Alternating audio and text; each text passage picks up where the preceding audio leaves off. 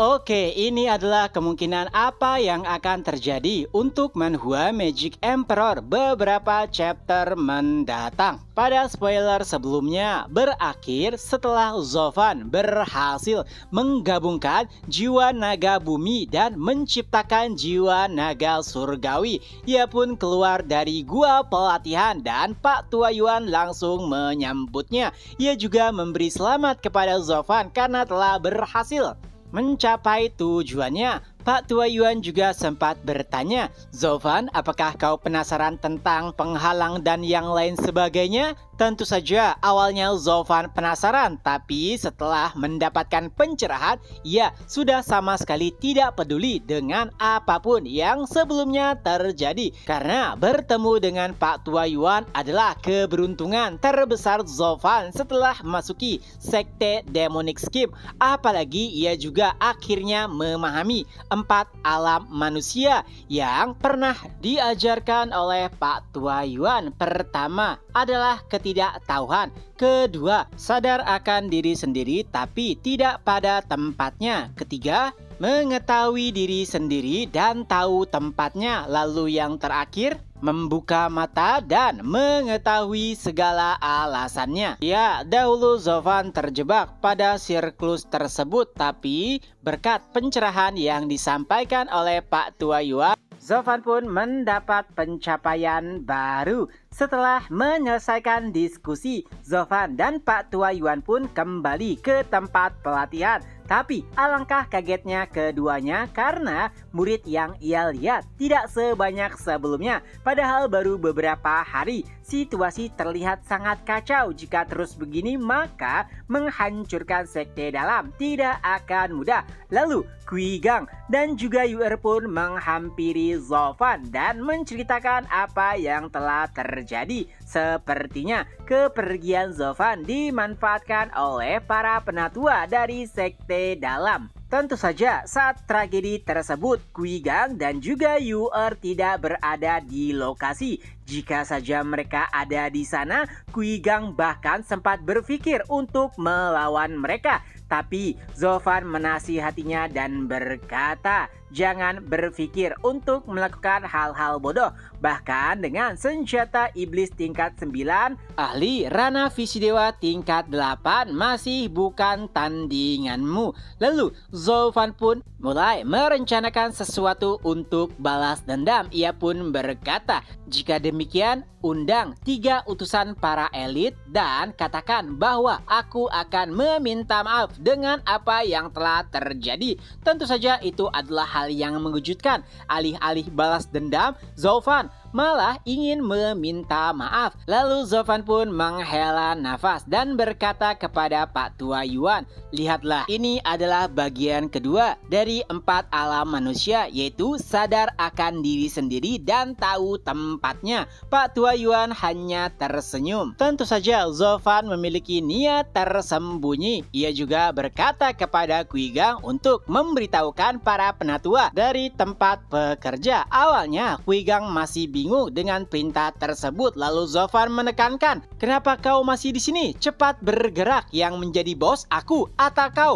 Dan pada akhirnya Qui Gang pun bergerak sesuai dengan perintah Zovan. Oh ya, Zovan juga mengatakan bahwa ia akan memberikan hadiah, yaitu berupa senjata harta iblis sebagai kompensasi kepada sekte dalam. Setelah Qui Gang pergi, Pak Tua Yuan pun berkata, pelayan Zuo, bukankah tadi kau mengatakan telah mencapai pencerahan, tapi kenapa masih menggunakan trik lamamu? Lalu Zovan pun menjawab, kebijaksanaan hanya untuk diriku sendiri, tidak untuk babi-babi itu. Berani-beraninya mereka merendahkanku. Aku sudah menahan diri sebelumnya, tapi saat ini, bahkan jika itu adalah ahli ranah eternal, aku sudah tidak peduli lagi.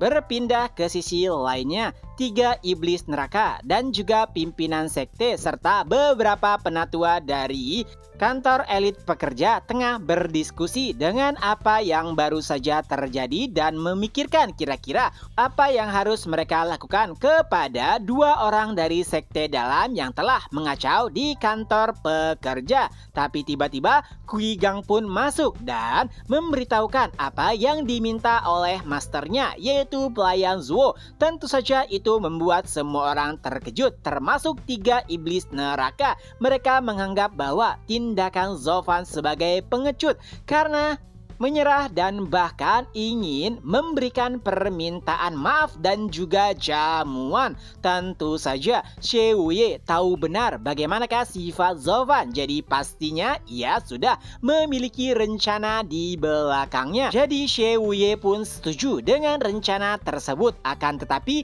tiga iblis neraka masih belum paham. Ia bahkan sempat berpikir apakah pimpinan sekte mendukung Zovan untuk menyerah? Tentu saja tidak, karena Qui Gang juga menceritakan bahwa Zovan akan memberikan sekte dalam hadiah berupa harta iblis. Lalu pimpinan sekte pun menegaskan agar Zovan juga membawakan hadiah untuknya, yaitu satu set perlengkapan iblis. Tapi bukan itu yang penting. Pimpinan sekte sangat ingin tahu rencana apa yang akan dipersiapkan oleh Zovan. Ia berharap jika dirinya tidak perlu ikut turun tangan, dan senyum licik terlihat jelas di wajah Xie Wuye. Beberapa saat setelahnya, di ruang perjamuan permintaan maaf, kepala elit dari kantor pekerja Qui Hu, Qui Gang, Yuer, dan yang lainnya telah berkumpul di sana. Tentu saja terjadi perdebatan kenapa tiba-tiba master mereka yaitu Zovan mengadakan acara konyol seperti ini, padahal jelas-jelas elit kantor pekerja baru saja dihancurkan oleh murid sekte dalam. Tentu saja sebagian dari mereka kecewa, tapi ada alasan juga kenapa mereka masih bertahan dan mengikuti Zovan. Untuk Tie Ying, karena pertarungan sebelumnya Inti dan Tiannya hampir hancur, dan satu-satunya cara untuk bisa kembali bertahan dan bahkan mencapai ranah visi dewa adalah dengan bantuan Zovan. Lalu Qui Lang langsung menanggapinya, pil pencapaian surgawi, ya itulah yang diinginkan oleh Tie Ying. Bahkan anak Qui Lang yang sebelumnya sekarat berhasil diselamatkan dan bahkan naik tingkat hanya dengan bantuan pil Zovan saja. Mereka menganggap Zovan sebagai dewa. Adapun Qui Lang dan juga Yuling, mereka tetap setia kepada Zovan karena berhutang budi. Jadi walaupun ini menurutnya adalah keputusan yang mengecewakan, mereka harus tetap mengikuti Zovan. Tentu saja semuanya masih kesal dengan insiden sebelumnya, tapi Qui Gang berkata kepada ayahnya untuk menahan diri karena ia yakin Zovan atau master mereka memiliki rencana tersembunyi. Di sisi lainnya, tepatnya di kediaman Yang Mulia Shi, nampak penatua ketujuh dan penatua kedua tengah berbincang. Mereka terlihat sangat senang dengan perjamuan permintaan maaf yang diselenggarakan oleh Zovan. Kala itu mereka berpikir bahwa Zovan menyerah dan ingin berdamai. Oleh sebab itulah perjamuan permintaan maaf dilakukan. Di sini penatua kedua dan penatua ketujuh bertanya kepada Yang Mulia Shi, haruskah ia ikut dalam perjamuan tersebut? Yang Mulia Shi menjawab, sepertinya tidak perlu karena hal ini masih belum cukup untuk membuatnya bergerak secara langsung. Dan penatua kedua dan penatua ketujuh pun setuju. Mereka berdua nampaknya sudah cukup untuk menghadiri perjamuan permintaan maaf tersebut. Tentu saja ketiganya berpikir bahwa segala sesuatu telah berjalan sesuai rencana mereka. Tapi sayangnya mereka sama sekali tidak sadar bahwa bayang-bayang kematian telah mengikuti mereka. Chapter pun berakhir. Nah, itulah kemungkinan apa yang akan terjadi untuk beberapa chapter ke depan dari manhwa Magic Emperor. Semoga terhibur, ketemu lagi di next video. Bye-bye.